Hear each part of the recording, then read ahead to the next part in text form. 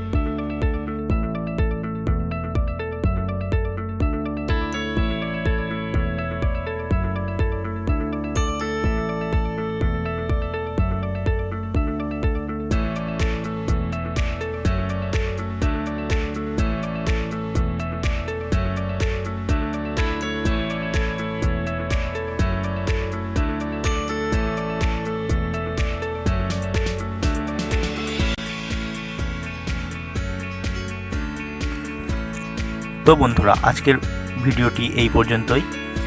আর ভিডিওটা কেমন লাগলো অবশ্যই আপনাদের মন্তব্য কমেন্ট বক্সে জানাবেন, আর বন্ধুদের সাথে অনেক অনেক শেয়ার করবেন।